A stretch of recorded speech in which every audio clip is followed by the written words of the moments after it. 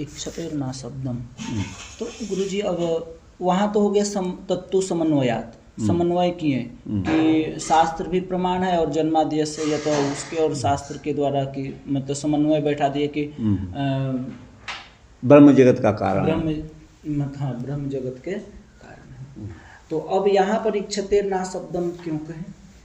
अब वही तो आप सुनो ना पहले, तब शंका करना। तो जगत को परब्रह्म ने उत्पन्न किया, ऐसा अर्थात जगत के जन्म आदि का हेतु माने कारण परब्रह्म है। सामान्यतया यहाँ पर कारण के विशेष भेदों का वर्णन नहीं किया गया है, सामान्य रूप से भगवान को जगत का कारण बताया है। ये सिद्ध नहीं हुआ कि भगवान निमित्त कारण है या उपादान कारण है अथवा दोनों ही कारण हैं, ये अभी सिद्ध नहीं हुआ। ये आपने चला दिया जी। तो कुछ लोग ऐसा कहते हैं कि प्रकृति के द्वारा ये स्वयं संसार उत्पन्न होता रहता है। जैसे हम देखते हैं वर्षा में मेंढक अपने आप उत्पन्न हो जाते हैं, आप देखिएगा, है ना, ये वर्षा से टपकते हैं। अच्छा, बादल से, हाँ, बादल से टपकते, हाँ, इसीलिए इनको वर्षाभू कहा गया है। तो अब देखिए मैं आपको अभी बात बताऊं, परसों और पल्ले दिन यहाँ हल्के से ओला पड़े थे, पत्थर पड़े थे जी। तो हमारे यहाँ अनाज 25-30 मन पड़ा हुआ है सूखने के लिए, यही बगल में यही जी। तो उसमें छोटे छोटे मेंढक, तो ये यहाँ पानी है नहीं, कोई नाम नहीं, दूर दूर मेंढक नहीं कहीं। अब वो बरसी वृष्टि से आए तो अरे हमने कहा इनका नाम वर्षाभू है, इसीलिए वर्षा से ये होते हैं। क्या परमात्मा की मक्खी पैदा हो जाती हैं, ये हमारे माने पुरुषों के जन्म, पशुओं के जन्म की तरह तो है नहीं, वृक्षों के जन्म की तरह तो है नहीं, लेकिन विलक्षण जो है इनका जन्म बड़े विलक्षण है। जरायु, अंडज, स्वेदज, उद्भिज, और स्वेदजों के ही कितने भेद हैं। मक्खी मच्छर कहाँ पैदा हो जाते हैं, कहाँ कैसे, आप समझिएगा। गोबर में गुबरीला, गोबर का कीड़ा वो पैदा हो जाता है। ये बड़ा विलक्षण है संसार, आपको बताएं। तो अब यहाँ प्रश्न ये हुआ, कुछ लोग ये कहते हैं कि सृष्टि के निर्माण में परमात्मा की भूमिका की कोई आवश्यकता है ही नहीं, ये सृष्टि तो अपने आप हो जाती है। माने जैसे एक पिता और पत्नी से, माने माँ बाप से बेटा होता है, फिर उनसे उनकी संतति आगे चलती रहती है पत्नी से। तो ये संसार जो है अपरस्पर संभूतम किमन्यत काम है तो कम, भगवद गीता में। ये तो व्यक्ति जो है कामुकतावश स्त्री के पास जाता है और संतति उत्पन्न होती जाती है, इस तरह से नास्तिक लोगों का कहना है। ये तो स्वयं प्रकृति अपने करती है और इसमें परमात्मा का कोई हाथ नहीं होना चाहिए, ऐसा कुछ नास्तिक कह सकते हैं। तो तब उनका उत्तर देने के लिए भगवान वेदव्यास बादरायण ने पंचम सूत्र लिखा, ईक्षतेर न अशब्दम। ईक्षति, ईक्ष धातु दर्शन अर्थ में है, जैसे निरीक्षण करना, तो प्रेक्षण करना। तो जहाँ जहाँ वेदों में सृष्टि का प्रकरण है, जहाँ जहाँ वेद वाक्यों में सृष्टि के बारे में कहा गया है, सृष्टि जगत के उत्पत्ति को बताया गया है, वहाँ पर ईक्ष धातु का प्रयोग हुआ है। तो ईक्षति शब्द का पंचमी के एक वचन में हरि से हरे की तरह, मति से मते की तरह, ईक्षति से ईक्षते ये बना है। ईक्षते माने ईक्ष धातु का प्रयोग होने से, है ना। न अशब्दम, न माने नहीं हो सकता, अशब्दम माने शब्द प्रमाण शून्य, जो प्रकृति है, जड़ माया है, वह कारण नहीं हो सकती। क्योंकि सृष्टि के प्रकरण में ईक्षते माने जहाँ जहाँ शास्त्रों में सृष्टि की प्रक्रिया का वर्णन है, जगत के उद्भव का, संसार की उत्पत्ति का वर्णन है, वहाँ ईक्ष धातु का प्रयोग किया गया है। जैसे उदाहरण के लिए उपनिषदों में तदैक्षत, तत् माने उस ब्रह्म ने, ऐक्षत माने विचार किया अथवा देखा। क्या देखा, क्या विचार किया? एको हम बहुश्याम, है ना, प्रजाये, या इस तरह से। तो मैं एक हूँ बहुत रूप में अब संसार को प्रकट करूँ। हालांकि इसका अर्थ मैं तो ये करता हूँ कि एक को हम बहुश्याम माने मैं अकेला हूँ, और बहु माने व्यापक, श्याम माने हूँ, मैं अकेला हूँ, व्यापक हूँ। लेकिन अन्य भी सृष्टि के वचन है कि तदैक्षत, तो जहाँ सृष्टि का वर्णन है वहाँ पर ईक्ष धातु का प्रयोग किया गया है। और ईक्ष धातु का अर्थ है पर्यालोचन, विचार करना या देखना। और देखना, विचार करना, पर्यालोचन करना, ये किसी चेतन का ही धर्म हो सकता है, जड़ प्रकृति का धर्म नहीं हो सकता। त्रिगुणात्मक का जो प्रकृति है वो जड़ है, और जड़ व्यक्ति में न तो कोई इच्छा हो सकती है और न स्वतः कोई क्रिया ही हो सकती है। जड़ वस्तु क्रिया करती है तो किसी चेतन की सहायता से ही वो क्रियाशील बन सकती है, स्वतः उसमें क्रिया नहीं होगी। उसी तरह से जहाँ जहाँ वेदों में सृष्टि का वर्णन है वहाँ ईक्ष धातु का प्रयोग होने से यह सिद्ध होता है कि सृष्टि का रचने वाला कोई चेतन तत्व है, और वह चेतन तत्व ही ईक्षण आदि करने में सर्वथा समर्थ हो सकता है।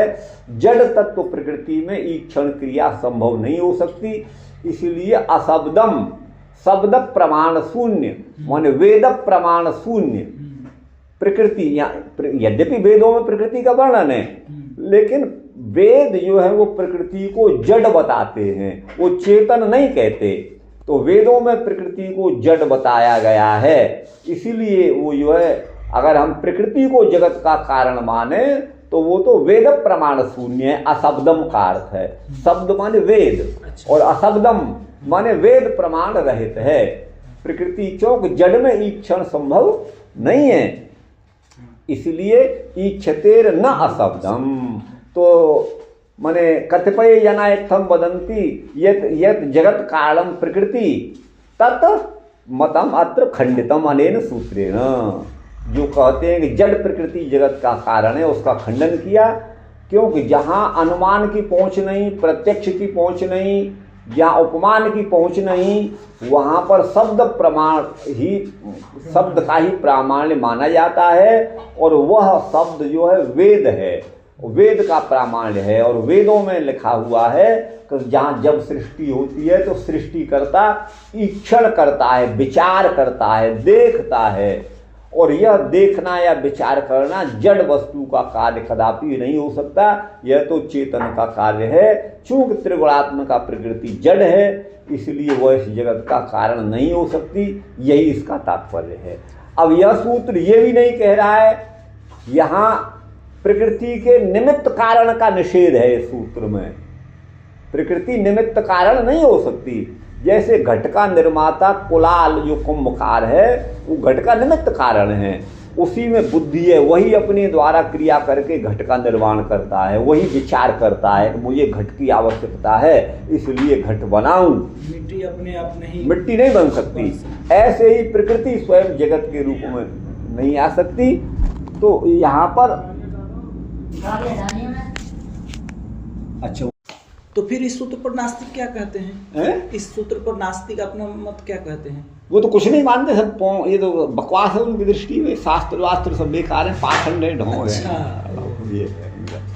चलिए, तो ये सूत्र का मूल अर्थ आपने समझा। हाँ, तो आप बोल रहे थे कि हाँ, तो वो इसमें जो है शब्द प्रमाण शून्य जो है वो प्रकृति वेद प्रमाण शून्य जो है, क्योंकि वेद में जहाँ जहाँ सृष्टि का वर्णन है वहाँ ईक्ष धातु का प्रयोग है, और यह चेतन में ईक्षण क्रिया संभव है, जड़ में संभव नहीं है। चूंकि प्रकृति जड़ है, इसलिए वह सृष्टि को रचने वाली नहीं हो सकती, उसको प्रेरित करने वाला कोई दूसरा ही है, ये सिद्ध होता है। अब प्रकरण ये प्रसंग यहाँ पर ये प्राप्त हुआ कि वह इस सूत्र से सिद्ध हुआ कि प्रकृति जो है वो निमित्त कारण नहीं है। यहाँ प्रकृति के उपादानता का निषेध नहीं किया है, क्योंकि उपादान रूप वस्तु तो जड़ भी हो सकती है, मिट्टी जड़ है, चेतन कुंभकार उससे घट बना लेता है। तो प्रकृति की यहाँ उपादानता का निषेध इस सूत्र में नहीं किया गया है, केवल निमित्त कारणता का निषेध यहाँ पर किया गया है, ऐसा हमको समझना चाहिए। बात आप समझ रहे हैं? हाँ। तो वही का सांख्याभिमतम अचेतनम, सांख्यों का अभिमत माने मान्य जो अचेतन प्रधान माने प्रकृति है, वह तो अशब्दम माने श्रुति प्रमाण वर्जितम, वो वेद प्रमाण से शून्य है। अतो नैव जगत कारणम, वो जगत का कारण नहीं है। लेकिन यहाँ इन्होंने ये नहीं लिखा कौन सा कारण नहीं है, निमित्त नहीं है, उपादान नहीं है, कुछ भी नहीं है, ये नहीं लिखा। जगत कर्तु चेतन धर्म से ईक्षण से श्रवणात्, जगत का जो करता है वो चेतन का धर्म है। और वो क्योंकि ईक्षण क्रिया चेतन का ही धर्म है, तो इसलिए जगत का कार्य भी किसी चेतन कारण के द्वारा इसका संभव हुआ है, उत्पत्ति हुई है, ऐसा सुना जाता है। बहुत संक्षिप्त व्याख्या है इनकी। अब इसका वो नहीं पढ़ेंगे तो फिर बड़ा हो जाएगा। अच्छा, चलिए पहले केवल वेदांत परिजात। चलिए, गौणश्चे नात्म शब्दात, है ना। तो बोले यदि इच्छति क्रिया जो है वो गौण है, गौण माने अप्रधान है, अर्थात अप्रधान का मतलब है जैसे पृथ्वी अब्रवीत, पृथ्वी बोली। अच्छा, हाँ, ऐसा शास्त्रों में आता है। तो बोले यहाँ पृथ्वी तो जड़ है, वो बोल नहीं सकती, तो पृथ्वी में जो बोलने की क्रिया है वो कथन गौण है। अच्छा। वो मुख्य नहीं है, वो गौण है। वैसे ही यदि यहाँ पर ईक्षण क्रिया गौण है, तदैक्षत एको हम बहुश्याम इत्यादि में ईक्षति क्रिया जो गौण है, गौणा अपि ईक्षति ही, यदि ईक्षति कर्म यहाँ पर गौण है, देखना ये गौण माने अप्रधान है, वास्तविक देखना नहीं है, ये गौण है, तो भी अयुक्ता, तो भी ये अनुचित है। कुतः आत्म शब्दात्, वहाँ पर आत्म शब्द का प्रयोग किया गया है जहाँ सृष्टि का वर्णन है, और प्रकृति आत्म तत्व है नहीं, वो तो आत्मा के दो ही अर्थ हैं, जीवात्मा और परमात्मा। तो प्रकृति का उससे व्यावर्तन हो जाता है, व्यावृत्ति हो जाती है। तो आत्म शब्द का प्रयोग होने से जो लोग ये कहते थे कि प्रकृति भी जगत का कारण हो सकती है, ये शंका अपास्त हो जाती है, निरस्त हो जाती है। आत्म शब्दात इन्होंने 6वें सूत्र में लिखा, बहुत संक्षिप्त है इनका, तो बहुत संक्षिप्त है। तन्निष्ठस मोक्षोपदेशात, जो जगत का करता है, जो ईक्षण करता है, तत्निष्ठ, उस परमात्मा है निष्ठा जिसकी, उस परमात्मा में है निष्ठा जिसकी, आस्था जिसकी, तन्निष्ठस्य अर्थात परमात्मा में जिसकी निष्ठा है, ऐसे पुरुष का मोक्षोपदेश कहा गया है। अर्थात परमात्मा की शरण में जो प्राप्त होता है, परमात्मा के प्रति जो निष्ठा रखता है, उसी के मोक्ष का उपदेश किया गया है। और मोक्ष जो है वो जड़ प्रकृति से किसी चेतन का ही संभव है, जड़ का जड़ से मोक्ष संभव नहीं है। इसलिए जो है वो यदि गौण भी मानते हैं कि मोक्ष जड़ से चेतन से जड़ का है। हाँ, जड़ से चेतन का मोक्ष है। ये शरीर हमारा जड़ पदार्थ है। हाँ। तो पुनः पुनः संसार के जन्म से, अर्थात जो हमारा प्राकृत देह से संपर्क होता है, उसी का अभाव हो जाए, इसी का नाम मोक्ष है। पुनः पुनः जन्म और मरण हमारे सदा सदा के लिए समाप्त हो जाए, इसी का नाम मोक्ष है। और ये मोक्ष जो है तन्निष्ठ का है, अर्थात संसार का रचने वाला जो ईक्षण करता परमात्मा है, उस परमात्मा में निष्ठा जिसकी है वह तन्निष्ठ व्यक्ति है। उस तन्निष्ठस्य माने परमात्मा भाव में स्थित व्यक्ति की, परमात्मा में जिसकी श्रद्धा है, निष्ठा है, उसमें जो स्थित है, उसी व्यक्ति के लिए मोक्ष का उपदेश है, अर्थात उसी का मोक्ष उपदेश है, वही मुक्त होता है, ऐसा कहा गया है। और यदि प्रकृति जगत का कारण होती, तब तो प्रकृति तो वो किसी को मुक्त दिलाने वाली कुछ होती नहीं है, उसमें तो उसकी कोई भूमिका हो नहीं सकती, उसी का तो खुद बंधन है, प्रकृति का ही तो बंधन है, ये भाव है। तो तद सद ईक्षित्री आत्मादि पदार्थ भूत कारण निष्ठस्य, सत ईक्षित्री जो सत माने तीनों कालों में जिसकी सत्ता हमेशा बनी रहती है, ऐसा आत्म तत्व जो ईक्षित्री माने ईक्षण करने वाला, देखने की क्रिया करने वाला जो आत्म आदि पदार्थ हैं, आत्मादि पदार्थ भूत कारण निष्ठस्य, जो कारणभूत हैं, जो जगत के कारण हैं, ठीक है ना जी। तो इक्षित्री आत्म पदार्थ भूत, आत्म पदार्थ भूत कौन है? परमात्मा। आत्मा आदि, आदि पद से आत्मादि पदार्थ कारणभूतस्य। देखिए सद इक्षित्री, इक्षित्री माने देखने वाला, ठीक है ना, उसको आत्मा, परमात्मा, ब्रह्म आदि जो भी आप कह सकते हैं। आत्मा आदि पदार्थ भूत जो उस कारण में जो जगत का कारण है, पदार्थ भूत उस कारण माने परमात्मा में है निष्ठा जिसकी। यहाँ पे ये पदार्थ क्यों लिख रहे हैं? उससे क्या हो गया? पदार्थ, भगवान भी तो एक पदार्थ है, किसी पद के अर्थ कोई तो पदार्थ कहते हैं। भगवान तो शब्द हो गया और भगवान का जो स्वरूप है वो पदार्थ हो गया। तो वही कहा, तो आत्मादि पदार्थ भूत जो कारण है उस कारण में है निष्ठा जिसकी, ऐसे विदुषः माने विद्वान का ही तद भावापत्ति लक्षण मोक्षोपदेश है। तद भावापत्ति माने भगवत धाम प्राप्ति रूप मोक्ष का उपदेश उसके लिए है। न प्रधानम सत, इसलिए प्रधान माने प्रकृति जो है वो सत नहीं है, और न प्रधानम सद आत्म शब्द वाच्यम, वो आत्म शब्द का वाच्य माने अर्थ नहीं है। प्रकृति को आत्मा नहीं कहा जाता, आत्म शब्द तो वाच्य जो है वह परमात्मा ही है।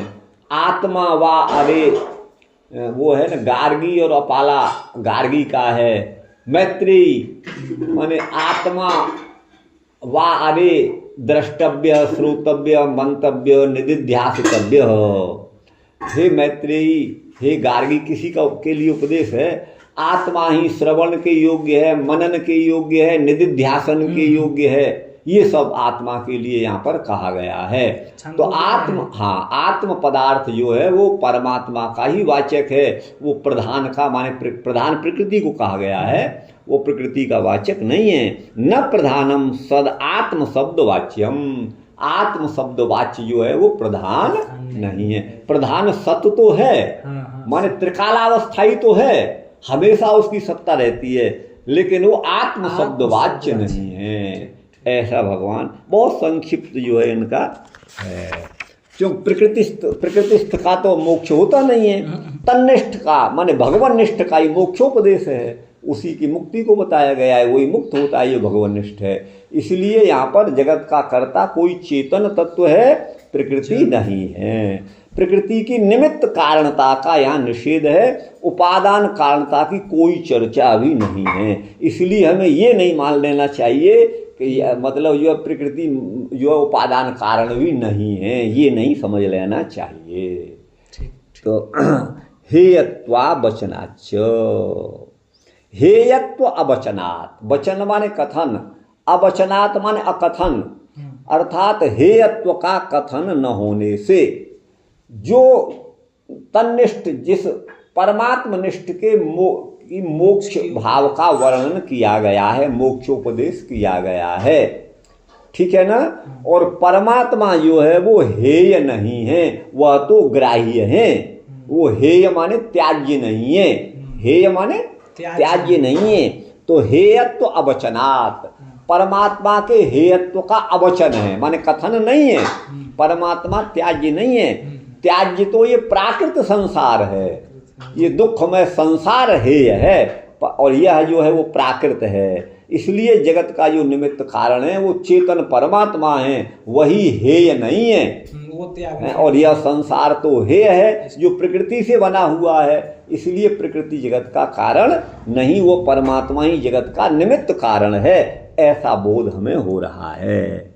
तो देखिए, सर्वज्ञेन हितैषणा सदाद शब्द उपदिष्टस्य अचेतनस्य मोक्षे हेयस्य हेतुम अवश्यम वक्तव्यम उपदेशे प्रयोजनंच वक्तव्यम तदुभय वचना भावा न सदादिपदवाच्यम प्रधानम।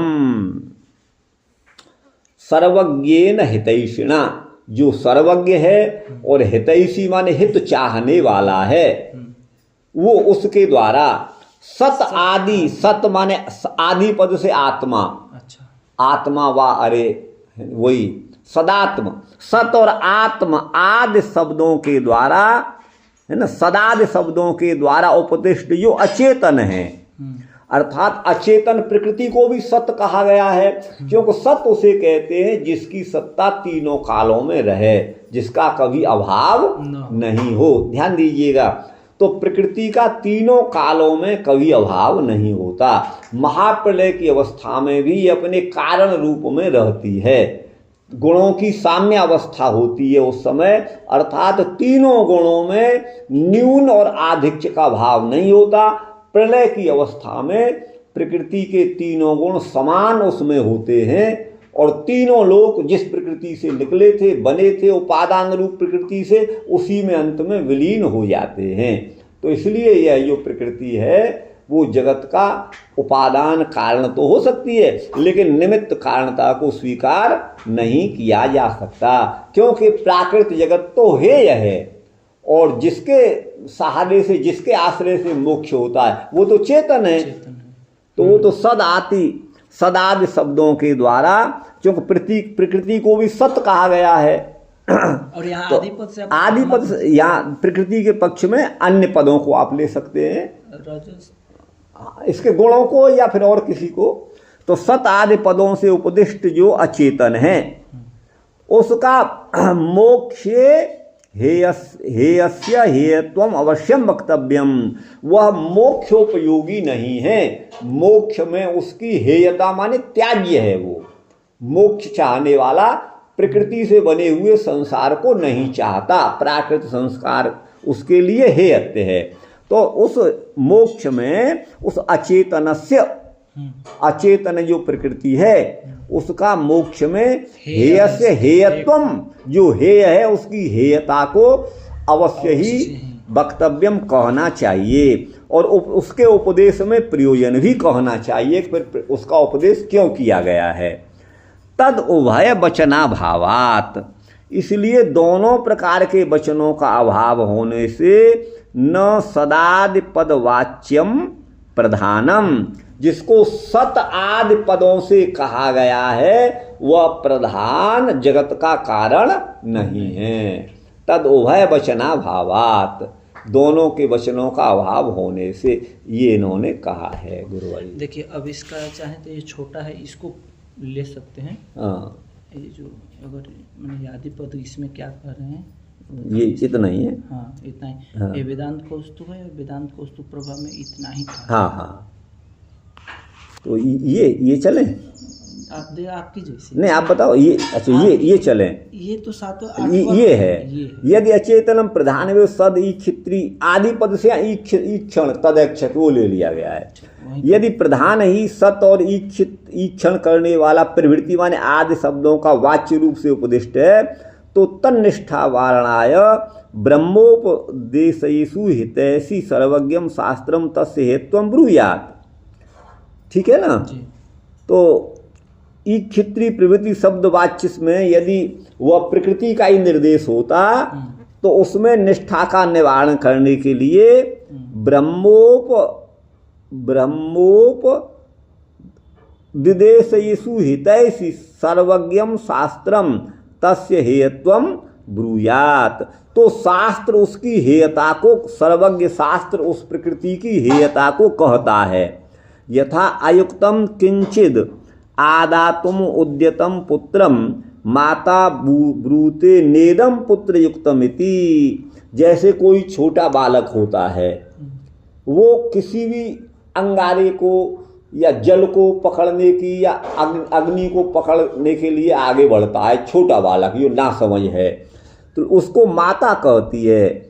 किंचित आदातुम उद्यतम पुत्रम, कुछ वस्तु को, अग्नि आदि वस्तु को ग्रहण करने के लिए उद्यत हुए पुत्र को माता ब्रूते, माता कहती है। नेदम पुत्र युक्तम, पुत्र इसको ग्रहण करना उचित नहीं है। न चेह तद हेयत्व वचनम अस्ति, तो यहाँ उसकी हेयता का वचन तो नहीं है। जहाँ सृष्टि का प्रकरण है उसको सृष्टि करने वाले को हे तो बताया नहीं है। प्रत्युत स आत्मा तत्वमसि, वह आत्मा तुम हो इत्यादि उपदेश से तादात्म्य माने अभेद संबंध यहाँ जीव और परमात्मा में बताया गया है। यहाँ प्रकृति का वर्णन नहीं है। तदुपदेश प्रयोजन वचनाभाव समुच्चयार्थश्च शब्द। तदुपदेश प्रयोजन वचनाभाव, उसके उपदेश के प्रयोजन के वचन का अभाव द्योतित करने के लिए च शब्द का प्रयोग किया गया है। हेयत्वा वचनाच, इतना ही इसमें लिखा हुआ है। और इसमें अचेतन प्रधान सब सत शब्द वाच्य से इष्ट होता, तो उसमें निष्ठा को निवारण करने के लिए मुमुक्षी श्वेत केतु के प्रति तस्य हेयत्वमेव श्रुत्या उच्येत, उसकी हेयता को ही श्रुति कहती। न च तथा, वैसा नहीं कहा गया है। प्रत्युत तत्त्वमसि तस्य तावदेव चिरम उपादेयत्वेन उपदिश्यते, उस ब्रह्म को तो उपादेय रूप में कहा गया है, हे नहीं कहा गया है। हेयत्व अवचनाच, अतः परम ब्रह्म, इसीलिए परम ब्रह्म ही जगत का कारण है। ये भावदीप का है। तो